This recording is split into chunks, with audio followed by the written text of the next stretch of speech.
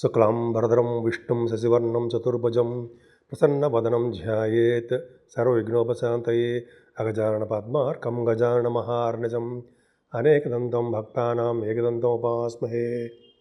ఓం గం గణపతయే నమః. ఓం శ్రీమాత్రే నమః. ఓం శ్రీ గురుభ్యో నమః. మా ఆది ఆస్ట్రాలజీ చూస్తున్నటువంటి మీ అందరికీ, అలాగే విదేశాల్లో కూడా ఉంటూ నా వీడియోస్ చూస్తున్నటువంటి మీ అందరికీ పేరు పేరున నా హృదయపూర్వక నమస్కారాలు. ఇప్పుడు మనం 16 ఏప్రిల్ నుంచి 30 ఏప్రిల్ అంటే 16th ఏప్రిల్ నుంచి 30th ఏప్రిల్ అంటే 15 days ఏప్రిల్లో ఎలా ఉండబోతోంది అంటే మేషరాశి నుంచి మీనరాశి వరకు కూడా ఈ రాశుల వాళ్ళ ప్రభావం ఎలా ఉండబోతుందో ఇప్పుడు తెలుసుకుందాం. దానికంటే ముందర మీరు మీ జాతకాలు చూపించుకోదలుచుకుంటే మా ఆది ఆస్ట్రాలజీని కన్సల్ట్ చేయండి. ముఖ్యంగా మీ date of birth, time of birth most important అండి, అంటే ప్లేస్ ఆఫ్ బర్త్, ఈ 3 ఇంపార్టెంట్ అనమాట. ఉంటే మీరు ఏ ప్రాబ్లమ్స్ ఏమైనా ఉన్నా కూడా నాకు ఫోన్ చేస్తే నేను తప్పకుండా పరిష్కార మార్గాలు నేనే మీకు సూచిస్తాను. ధనురాశి వారికి విదేశీ పర్యటన సూచిస్తోంది. ఎందుకురా మొట్టమొదటి చెప్పేస్తున్నావు అంటారు కదా, అంతే. మీరు చెప్పాలని మంచిది చెప్తున్నారంటే ధనురాశి వారికి చాలా బాగుంది. వారంతా కూడా ఎప్పుడు కూడా ఇబ్బంది పడరు. ఎదుటి వాళ్ళకి హెల్ప్ చేసే తత్వము, సలహాలు ఇవ్వడము, తెలివితేటలు అమోఘంగా ఉంటాయి. అంతేకాకుండా మీరు వేళ్ల పట్ట భోజనాలు మాత్రం పర్ఫెక్ట్గా చేస్తారు. అంటే భోజనం అందరూ చేస్తారండి. కాకపోతే మీకంటే ఒక స్పెషల్గా ప్రేమగా ఉండేటువంటి తల్లిగారి యొక్క వంట అంటారు చూసారా, అట్లాగా మంచి భోజన వసతులు ఉంటాయి. ధనం విషయంలోనూ ఏమాత్రం ఇబ్బంది పడరు. సకాలంలో మీ ధనం ఖచ్చితంగా వస్తుంది, అనుకున్న దానికంటే ఎక్కువ వస్తుంది. మీరు ధనం ఇచ్చే పొజిషన్లో ఉంటారు తప్ప పుచ్చుకునే పొజిషన్లో ఉండరు. అలా కొంతమందికి జాతకాల ప్రకారం ఆధారపడి ఉంటుంది. అంతేకాకుండా ఈ సంగీతం నేర్చుకుంటారు సరా, అంటే గాయకులు అంటాం కదా, గాయకులు పాటలు పాడేవాళ్ళు, వాళ్ళకి యాంకరింగ్ వృత్తిలో ఉన్న వాళ్ళకి, డబ్బింగ్ ఆర్టిస్టులకి వీళ్ళ కంఠధ్వని బాగుంటుందండో. వాళ్ళు ప్రోగ్రామ్స్ ఇచ్చే విదేశాలు వెళ్ళడం ఖాయం. వెళ్తారు, ప్రోగ్రామ్స్ ఇస్తారు. అమెరికానో ఎక్కడో చోట మొత్తానికి వెళ్తారు, ఆస్ట్రేలియానో ఏదో మొత్తానికి ఊళ్ళు వెళ్తారండి. అక్కడ మొత్తం ధనుర్రాశి వాళ్ళు విదేశాలు వెళ్ళడం ఖాయమే. ఎందుకంటే సెకండ్ హౌస్ లార్డ్ కూడా బాగున్నాడు కదండి. శని 4th భావంలో ఉన్నాడు కదా. 4th భావంలో శని మంచివాడా? తప్పు. కానీ 2వ ఇంటి వాడిగా మీకు 3వ 4వ భావంలో ఉండడం వల్ల విదేశ పర్యటన ఉంటుంది. కానీ కొంచెం ప్రాబ్లమ్స్ క్రియేట్ అవుతాయండి. ఆ 4th భావంలో కూడా రాహు ఉన్నాడు కాబట్టి విదేశాలు వెళ్తారు. కానీ చిన్న ప్రాబ్లమ్స్, కష్టాలు, కొద్దిగా చిన్న ప్రాబ్లమ్స్ ఎదుర్కొవుతాయి. కానీ వాటన్నింటినీ ఓవర్కమ్ చేసి మీరు విదేశాలు వెళ్ళడమే ఖాయం. డబ్బు సంపాదన, అలాగే కీర్తి ప్రతిష్టలు మీకు ఉండి తీరతాయి. 4th భావంలో బుధశుక్రుల గురించి చెప్పుకుందాం కాసేపు. బుధశుక్రులు 4th భావంలో ఉంటే చక్కటి చదువు వస్తుంది, వాహనాలు ఉంటాయి, సినిమా రంగంలో ఉండడానికి అవకాశాలు ఎక్కువ ఉంటాయి, కళారంగం చాలా అద్భుతంగా ఉంటారు మీరు. అలాగే తర్కశాస్త్రం వాదించడంలోనూ, మీటింగ్లు అంటారు కదా, డిబేట్స్, వాటిలో మీరు పాల్గొంటారు, సక్సెస్ అయితే తీరుతారు. 4th భావంలో బుధశుక్రులు ఉన్నారంటే కాదండి, బ్రహ్మాండంగా వాహన యోగాన్ని ఇస్తారు. వాళ్ళు 4th భావంలో బుధశుక్రులే సంగీత సాధన బ్రహ్మాండంగా ఉండేది చేస్తూ ఉంటారు. కానీ శనితో కలిసి రాహు ఉండిపోవడం వలన అన్నీ లేట్ అయిపోతూ ఉంటాయి. మనకి భయపడే అవసరం లేదండి, వాటంతటి అవే వస్తాయి. భగవంతుడు మనల్ని పరీక్ష పెడుతున్నాడు అనుకుందాం. సరేనండి. 5 మీకు రవి ప్రభావం వలన, దేవతానుగ్రహం వలన సంతాన ప్రాప్తి, పుత్ర సంతాన ప్రాప్తి కలగబోతోంది ఈ 15 రోజుల్లో. అంతేకాకుండా అంటే పంచమస్థానం రవి ఉండడం వలన ఈ computers, hardware, electricity, electronics department వాళ్ళకి బాగుంటుంది. అలాగే ప్రేమగా ఎక్కువ ఉంటారు మీరు, కొద్దిగా ఉష్ణ శరీరంతో ఉంటారు. అంటే మీ హెల్త్ బాడీ ఎలా ఉంటుంది, వేడిగా ఉండడానికి అవకాశం ఉంటుంది. అది జనరల్గా లగ్నంలో ఉన్న రవి అలాగా ఉంటుంది. ఏదైనా పంచమ స్థానంలో రవి ఉండడం వల్ల ఈ స్టాక్ మార్కెట్లో ఉన్న వాళ్ళకి, ఈ రియల్ ఎస్టేట్ రంగం కదా, స్టాక్ మార్కెట్లో ఉన్న వాళ్ళందరూ కూడా సక్సెస్ఫుల్గానే ఉంటుంది. గురు ప్రభావం వలన, గురుడు 6వ భావంలో ఉంటే అన్ని విధాలుగా శుభాలే జరుగుతాయి. ఈ పాయింట్ని నేను చాలా కాలం క్రితం ఒక బుక్స్లో చూశానండి.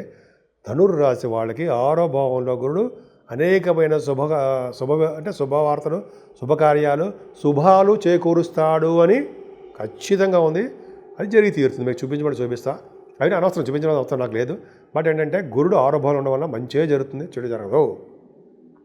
అంతేకాకుండా మీరు గురు ప్రభావం వలన ధైర్యంగా ఉండడము, మేనమామలకి అద్భుతంగా ఉండడము, రాజకీయ రంగంలో కూడా మంచి ప్రవేశం ఉండడము, అలాగే గురు ప్రభావం వలన భావంలో గురుడు ఉండడం వలన రచయితలు కూడా చాలా అద్భుతంగా ఉండము, మీకు ఎటువంటి అనారోగ్య సమస్యలు వచ్చినా సరే వాటి నుంచి బయటపడడానికి అవకాశం ఉంది. ఏదేమైనా మీ ఇంట్లో శుభకార్యాలు జరగడానికి అవకాశం ఉందండి.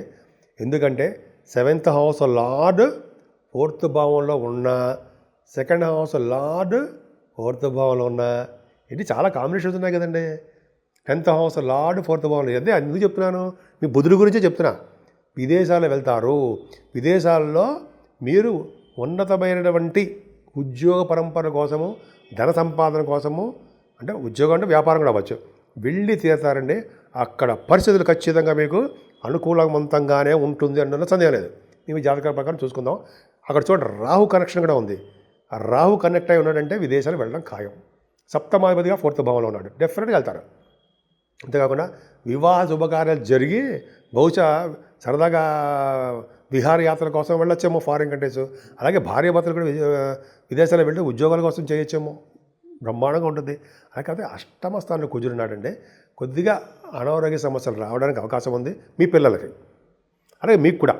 అందుకనే మనం ఏం చేద్దామంటే మీరేం చేస్తారంటే సుబ్రహ్మణ్య స్వామి కళ్యాణము, సుబ్రహ్మణ్య స్వామి ఆరాధన, సుబ్రహ్మణ్యేశ్వర స్వామికి పాలతో అభిషేకాలు, ఇలా మీకు ఏది తోస్తే అది పూజించండి. సుబ్రహ్మణ్య స్వామి మీకు మంచివాడు కదండి, 5th హౌస్ లార్డ్ మంచివాడు కదా, అద్భుతమైన వాడు. ఆయన స్వామిని పూజించడం వలన అద్భుతమైన ఫలితాలు కలుగుతాయి. ఏదైనా భాగ్యస్థానాధిపతి కూడా బాగున్నాడండి, మీకు భాగ్యాన్ని ఇస్తుంటాడు, విదేశ పర్యటన కలిగించేట్టు చేస్తుంటాడు. చక్కటి చదువు రీత్యా, షూటింగ్ల రీత్యా, పర్సనల్ పనుల రీత్యా అలా రకరకాలుగా మీరు విదేశాలు వెళ్తారు. అలా మీరు చేస్తున్న ఏ చిన్న వ్యాపారమైనా, బంగారు వ్యాపారం అద్భుతంగా ఉంటుంది, చాలా బ్రహ్మాండంగా ఉంటుంది. రవి బంగారకారకుడు కదండి, చాలా అద్భుతంగా ఉంటుంది. అలాగే ఏ వ్యాపారం చేసినా అభివృద్ధికరంగానే ఉంటుంది.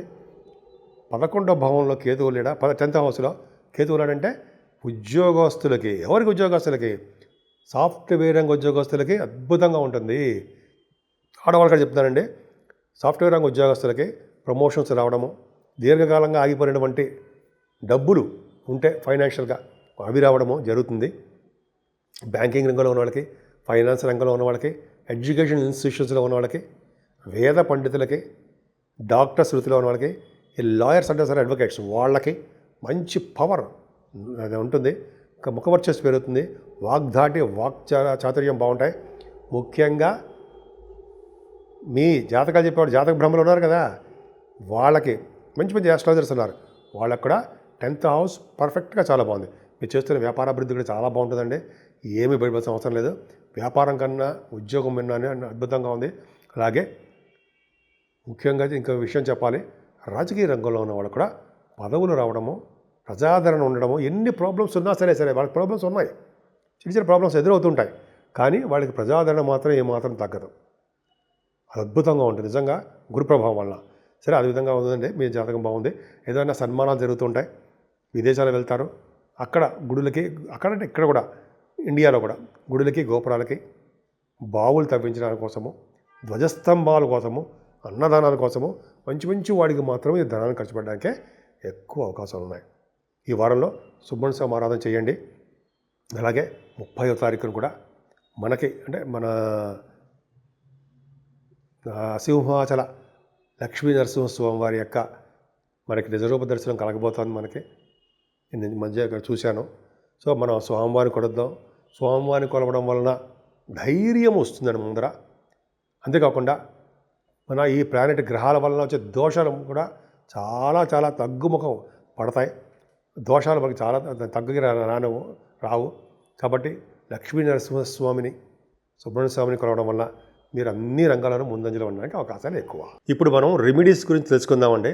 రెమెడీస్ అంటే మనం ఏ పరిహారాలు చేసుకుంటే బాగుంటుంది. మేషరాశి నుంచి మీనరాశి వరకు కూడా 12 రాశుల వారికి కూడా చెప్పదగ్గ సూచన పరిహారాలండి. ఇప్పుడు ఈ 15 రోజులు కూడా సర్పదోషం ఉందండి. రాహుకేతుల మధ్యలో 8 గ్రహాలు ఉండిపోయాయి. చంద్రుడు కూడా బయటకు వచ్చేస్తాడు అనుకోండి. ఒక విధంగా చెప్పాలంటే సవ్యకాల సర్పదోషము అంటాం. రాహుకేతుల మధ్యలో గ్రహాలు ఉండిపోతే, సపోజ్ రాహుకేతు మధ్యలో శనీశ్వరుడు, రాహు దగ్గరే శనీశ్వరుడు, బుధ శుక్రులు ఉండడము, రవి, గురు, కుజ, కేతువులు, ఈ రాహుకేతుల మధ్యలోనే ఇన్ని గ్రహాలు ఉండిపోవడం వల్ల సర్పదోషం కూడా ఏర్పడుతుంది. సవ్యకాల సర్పదోషం అంటాం. సో ఈ సర్పదోషాన్ని నుంచి మనం బయటపడాలన్నా, కొద్దిగా సర్పదోషాన్ని నుంచి మనకి ఇబ్బందులు కలగకుండా ఉండాలన్నా ముఖ్యంగా చేయవలసిన పని శ్రీకాళహస్తి. శ్రీకాళహస్తీశ్వరుడు పూజించడం వల్ల, హస్తీశ్వరుడిని శివుడిని అమ్మవారిని పూజించడం వల్ల, అలాగే రాహుకేతులకి సర్పదోషం కోసం శ్రీకాళహస్తిలో పూజలు చేస్తారండో. అక్కడ చేయించుకోవడం వల్ల ఒకవేళ కుదరకపోతే మన ఊళ్ళోనే మన రాహుకేతులకు సంబంధించిన పూజలు చేసుకోవడం వల్ల చాలా మటుకు సర్పదోషం అనేది, సవ్యకాల సర్పదోషం అనేది తగ్గిపోతుంది. అంటే ఏంటి, గ్రహాలు ఇచ్చే ఫలితాలు ఇవ్వకుండా వాళ్ళు అడ్డుపడుతూ ఉంటారు. మంచి ఫలితాలు ఇవ్వకుండా మనకి కొద్దిగా ఆటంకాలు ఏర్పడడానికి అవకాశం ఉంటుంది. నిండు రాసులకి ఒక్క చంద్రుడు అక్కడే బయటకు వస్తాడు అనుకోండి, అయినప్పటికీ కూడా సర్పదోషమే. సో ఇలా మనం దోషం నుంచి బయటపడాలంటే ఇది చెప్పినట్టు శ్రీకాళహస్తీశ్వరుణ్ణి అంటే శివుడిని అమ్మవారిని పూజిద్దాం. ఎందుకంటే పార్వతి అమ్మవారిని పూజిస్తే గ్రహాల యొక్క ప్రభావం ఉండదు కదండి. పావు రూపంలో ఆవిడ నడుము గొడ్డాణం రూపంలో ఉంటుంది కదా, సర్పు రాహుకేతువులు. సరే, అది పక్క పెడితే ముఖ్యంగా ఈ పూజలు చేయించుకోవడం వల్ల, అలాగే అమ్మవారికి మన ఊళ్ళోనే కుంకుమ పూజ కానీ లేదా చండీ హోమాలు కానీ చేయించుకోవడం వల్ల, వెంకటేశ్వర స్వామి ఆరాధన చేసుకోవడం వల్ల, శివాభిషేకాలు చేసుకోవడం వల్ల, అన్నిటికంటే ముఖ్యమైనది ఈ నెలలో 28వ తారీఖునే వైశాఖ మాసం వచ్చేస్తుంది. అందున 30వ తారీఖు మన సింహాచల నరసింహస్వామి చందనోత్సవం జరగబోతుంది. సో అంటే ఏంటి, మనం నిజరూప దర్శనాన్ని సింహాచలంలో నరసింహస్వామికి గంధంతో, మీకు తెలియదు ఉందండి, మొత్తం స్వామివారిని కప్పేస్తారు, చేసేస్తారు. ఇప్పుడు స్వామివారికి ఆ గంధం తొలగించి నిజరూప దర్శనం కలిగిస్తుంటారు. ఆ స్వామిని చూసినా, ఆ స్వామివారిని పూజించినా మనకి ఈ రాహుకేతువులు కాదు కదా, ఎవరి వల్ల శనీశ్వరం వల్ల ఎటువంటి గ్రహాల వలన వచ్చే దోషాలు పరిహారం అవ్వడమే కాకుండా మనకి ఎటువంటి ఇబ్బంది కలగనివ్వకుండా ఆ లక్ష్మీనరసింహస్వామి మనకు కాపాడతారు. పైగా ధైర్యాన్ని ప్రసాదిస్తారు. మనకి ఎటువంటి కోర్టు కేసులు ఉన్నా, అంటే ఎటువంటి ప్రాబ్లమ్స్ ఉన్నా, పెళ్లి కాకుండా ఉన్నా, లేకపోతే పుత్రులుగా ఇబ్బంది కలిగినా, లేకపోతే ఉద్యోగాల సమస్యలు ఉన్నా, ఇటువంటివన్నిటికీ కారకులు గ్రహాలే కదండి. సో కాబట్టి స్వామివారిని పూజలు చేద్దాం. ఇప్పుడు మేము అన్నీ చెప్పినా కూడా నాలెడ్జ్ కోసం చెప్తున్నాం.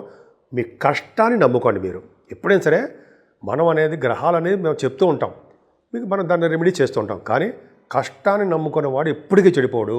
అంటే నిజాయితీగా కష్టపడి డెడికేటెడ్గా నిమగ్నమైపోయి ఉంటారు చూసారా, మీలాంటి వాళ్ళు కష్టపడతారే, వాళ్ళకి తిరుగులేని సామ్రాజ్యం, తిరిగే ఉండదు లైఫ్లో. సో కష్టపడండి, ప్రతి దాంట్లోనూ విజయం పొందండి. విజయం పొందుతూ భగవంతుడి యొక్క ఆశీస్సులతోటి మీరు విజయం పొందడానికి అవకాశాలు ఎక్కువ ఉంటాయి. సో 12 రాసుల వారు కూడా మనం మీ కష్టాన్ని నమ్ముకుంటూ భగవంతుడి యొక్క ఆశీస్సులు పొందుతూ ఉందాం. సో ఈ విధంగా ఈ 15 రోజులు మీకు కలిసి రావాలని, ఆ లక్ష్మీనరసింహ స్వామి యొక్క దీవెనలు, ఆయన యొక్క కరుణ కటాక్షాలు మీ మీద, మనందరి మీద ఉండాలని నేను మనస్ఫూర్తిగా కోరుకుంటున్నాను.